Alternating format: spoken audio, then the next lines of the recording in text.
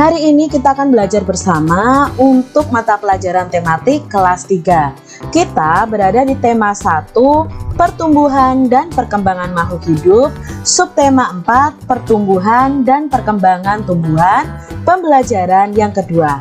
Kita langsung belajar bersama-sama yuk. Perkembangbiakan tumbuhan dengan biji. Sebagian besar tumbuhan berkembang biak dengan biji.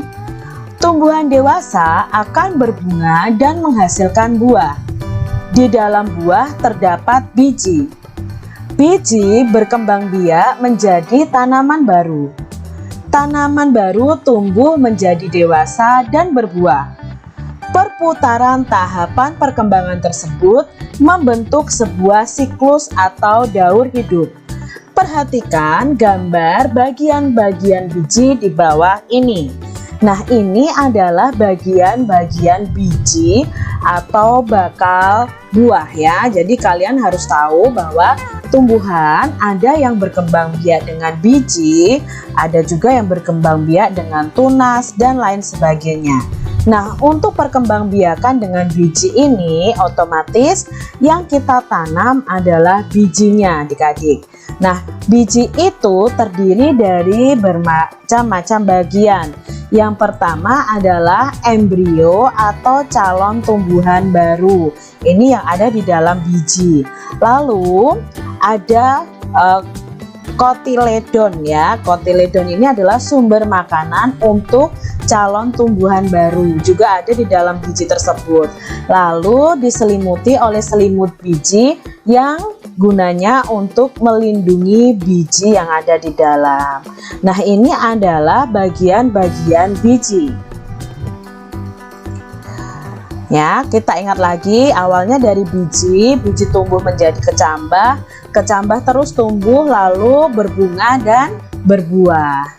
Nah, sekarang tahapan pertumbuhan pada tanaman semangka ini yang pertama adalah biji. Biji semangka yang sudah terpisah dari dagingnya akan menjadi benih semangka. Biji semangka ini memiliki cangkang keras serta memiliki fungsi dinding sel pada tumbuhan yang akan membantu proses pertumbuhan sehingga akan susah tumbuh jika langsung ditanam di dalam tanah.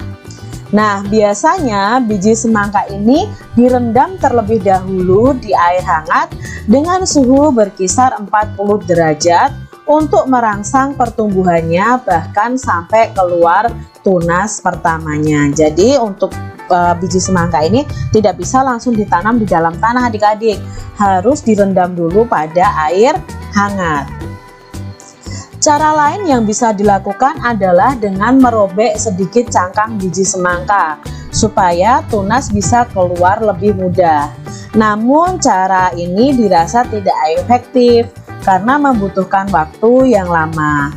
Benih ini kemudian ditanam di polybag atau di plastik polybag ya adik-adik ya, atau bisa menanamkannya langsung di lahan pertanian dengan cara melubangi tanah kira-kira kedalamannya 5 cm dan lalu tabur benih tersebut. Ini pada waktu menjadi biji. Nah, tahap yang kedua adalah ketika sudah menjadi tunas kecil atau kecambah. Setelah benih ditanam, maka proses selanjutnya adalah benih akan tumbuh menjadi tunas kecil dan mulai terlihat di permukaan tanah. Pada fase ini, bagi para petani perlu menyiapkan kayu sebagai media merambat semangka karena batang semangka akan mulai tumbuh.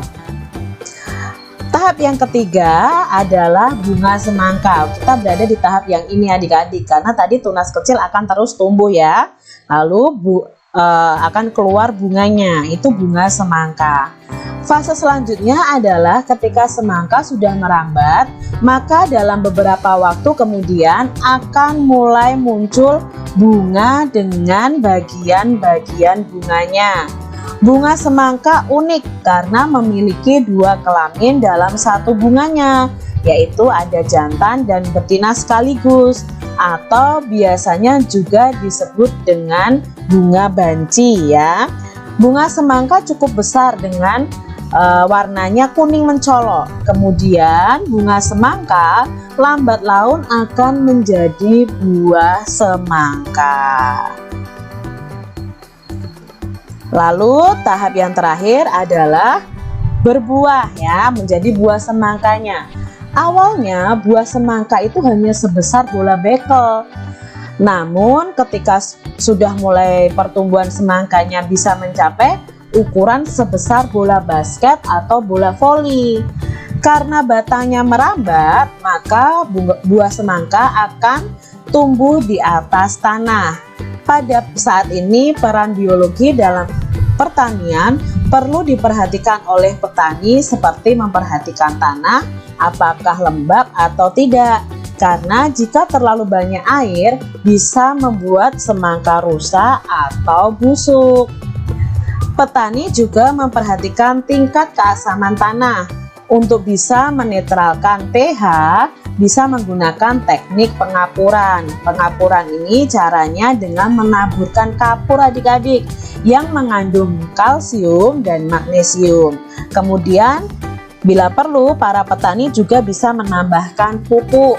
Pupuk yang digunakan sebaiknya yang berupa pupuk organik dari limbah tumbuhan atau kotoran hewan karena akan mempengaruhi kualitas semangka itu sendiri. Jadi untuk bertumbuh itu juga banyak faktor adik-adik. Kita harus rajin menyirami, rajin memberi pupuk, memperhatikan keadaan tanahnya. Nah itu juga harus dijaga. Itu tadi adalah daur hidup tanaman semangka. Perkembangbiakan tumbuhan dengan tunas. Tadi kalau semangka adalah tumbuhan yang berkembang biak dengan biji. Nah sekarang kita akan belajar tumbuhan yang berkembang biak dengan tunas. Selain dengan biji, tumbuhan berkembang biak dengan tunas. Tunas adalah anakan yang tumbuh di dekat tumbuhan induknya. Ada juga tunas yang tumbuh di daun induknya. Contohnya adalah tanaman cocor bebek. Salah satu contoh tumbuhan yang bertunas adalah pisang dan cocor bebek yang berkembang biak dengan tunas, yaitu pisang, tebu, bambu, dan cocor bebek. Nah, pisang, tebu, bambu biasanya tunasnya akan tumbuh di sekitar tanaman induknya. Ya, biasanya kalau kalian melihat tumbuhan atau pohon pisang, biasanya di sekitar tumbuhan yang besar itu ada pohon pisang yang kecil-kecil. Nah, itulah yang disebut dengan tunas. Tunas pisang tumbuh dari batang yang ada di dalam tanah. Tunas pisang tumbuh menjadi tumbuhan baru di sekitar induknya. Tumbuhan cocor bebek berkembang biak dengan tunas daun. Tunas cocor bebek itu tumbuh di tepi daun. Gambar tersebut adalah gambar pohon bambu, cocor bebek, dan pohon pisang. Pohon bambu juga berkembang biak dengan tunas. Anakan pohon bambu akan tumbuh di dekat tumbuhan induknya. Batang pohon bambu banyak manfaatnya. Salah satu manfaatnya digunakan untuk bermain. Jadi inilah contoh tanaman yang berkembang biak dengan tunas. Pentingnya bekerja sama. Bermain lompat bambu memerlukan kerjasama yang baik antara sesama pemegang bambu maupun pemainnya. Jika tidak ada kerjasama, akan membahayakan pemain dan pemegang bambu. Tangan pemegang bambu bisa terjepit jika tidak bekerja sama dengan baik. Kaki yang melompat dari pemain akan tersangkut dan terjepit bambu jika tidak ada kerjasama yang baik. Selain kerjasama, konsentrasi pemain juga sangat penting saat bermain lompat bambu ini adik-adik.